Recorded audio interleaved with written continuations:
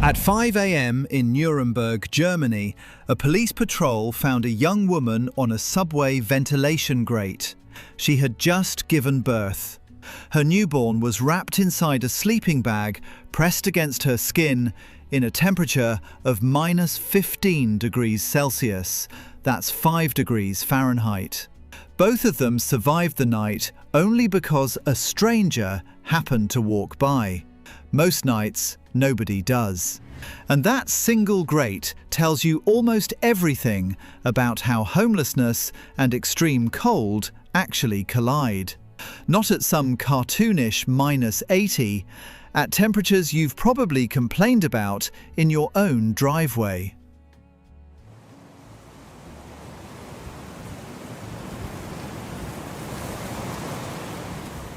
Here's the number that should stop you. Hypothermia doesn't wait for a blizzard. For someone sleeping outside with wet clothes or no shelter, it can set in at 50 degrees Fahrenheit. 50.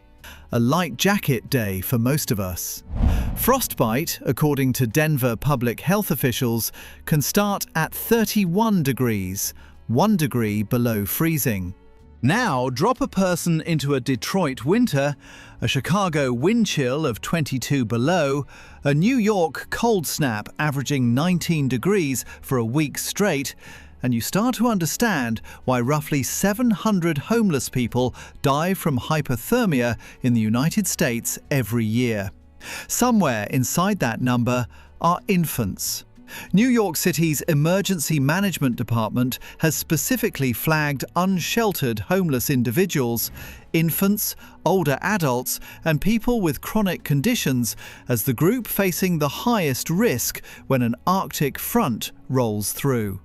An infant loses heat faster than an adult. Smaller body, less insulation, no ability to shiver its way back to warmth. If a homeless parent is out there, the baby is the first one the cold comes for. So how does anyone survive it? The first answer is timing, and it's bleak in its own way.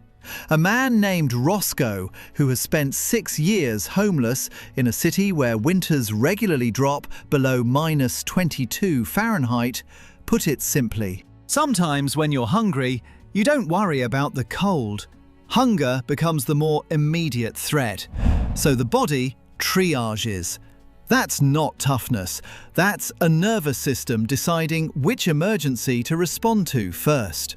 The second answer is the shelter system itself, and this is where the story turns genuinely infuriating. Every city sets its own temperature threshold for when emergency shelters are required to open, and those numbers are wildly inconsistent, often set with no medical basis at all. Denver's threshold sat at 10 degrees for years. A city councilwoman pushed back on it directly, asking health officials how that number was even chosen. The answer, from an official who'd worked on the policy since the mid-2000s, was that there simply wasn't much data at the time. A threshold protecting human lives, set 2 decades ago on a guess. Sacramento's threshold was 32 degrees flat, regardless of rain. During one winter storm, 3 city council members and the mayor personally asked the county to open a warming centre. The city manager refused because the temperature hadn't technically crossed the line. The Sacramento Bee later ran an investigation with a headline that says everything you need to know. Night of Terror. Homeless residents lined up for shelter during the storm, and the doors never opened. Montreal's shelters for years wouldn't open until temperatures hit -27. Not -20, -27. One advocate described a man whose arm slipped outside his tent while he slept. It froze solid and turned black. The city later admitted a shelter failed to open one January night despite a wind chill of -28, blaming a misread forecast. Palm Beach County, Florida, currently requires 4 consecutive hours below 40 degrees before a warming shelter can open, and a commissioner is now fighting to raise that threshold to 50, arguing the current standard doesn't protect the county's most vulnerable residents. Some cities have gotten this right. New York runs a program called Code Blue. Once the temperature, including wind chill, drops to 32 degrees or below, between 4 in the afternoon and 8 the next morning, the rules change completely. Shelters have to take as many people as they can. Anyone can walk into any shelter, not just the one they're assigned to. No intake paperwork required for that night.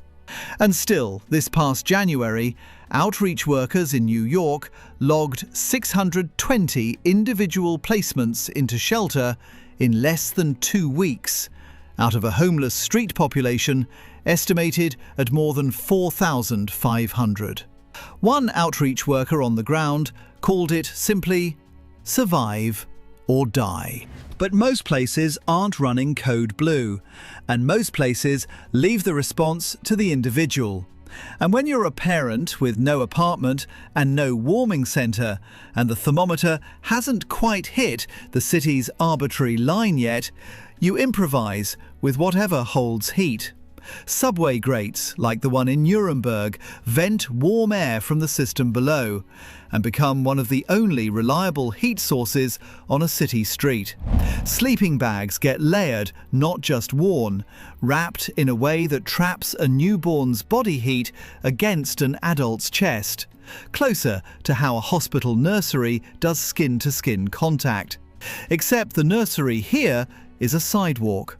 Some parents split the night into shifts, one adult staying awake to watch the baby's breathing and the colour of its skin, because frostbite and hypothermia in an infant can progress in minutes, and there's no monitor beeping a warning. There's just a parent, watching, doing the job a NICU nurse would do, with none of the equipment. Sometimes it goes wrong, even with a parent trying their best. In San Francisco, a homeless mother's newborn was spotted on social media looking discoloured. Paramedics tracked the family down and treated the baby for low blood sugar on the spot. The mother later said she had no idea how much further it could have gone. In Manchester, New Hampshire, a newborn was found in a tent during a cold snap and rushed to Elliott Hospital. The mayor thanked the responding crews directly, saying without their actions, the situation could have ended much worse. The shelter meant to house that family had been at or near capacity for months, which is exactly why the tent was there in the first place. None of this is a system. It's a patchwork of instinct, scavenged heat, and whichever stranger, paramedic or firefighter happens to notice in time. A family in Minneapolis went an entire stretch of a Minnesota winter with no heat in their own apartment. 5 children, including an infant and a toddler, huddled around a single space heater in one room. What finally got them into a shelter wasn't a policy or an inspection. It was a teacher, noticing that a student had mentioned it in passing. And here's the part that rarely gets said out loud. Homelessness itself shortens a lifespan by close to 20 years on average, down to around 50. And cold is one of the sharpest edges of that number. Every winter storm that gets a name on the evening news is, for someone outside with a baby, a threat with a body count attached, one that mostly never makes the broadcast. So when a story like Nuremberg's gets told, the instinct is to call it a miracle. A newborn survives a freezing night on a subway grate. It isn't a miracle. It's a stranger who happened to walk by at 5 a.m., a grate that happened to vent warm air, a sleeping bag that happened to be thick enough. Change any one of those by 20 minutes or 20 degrees, and the story ends completely differently. Change a city's threshold by even 5 degrees in either direction, And you change how many families are still outside when a story like that even starts. That's the real math behind every one of these survival accounts. Not toughness, not some hidden trick to beating the cold. Timing. Proximity to a heat source. And whether the number on a city's policy document happened to be set with a mother and a newborn in mind, or set 20 years ago by someone guessing. Which raises the harder question. If a 5-degree night in Germany was one stranger away from tragedy, how many nights like it are happening right now in a city near you, at a temperature just 1 degree above whatever threshold means the doors stay locked?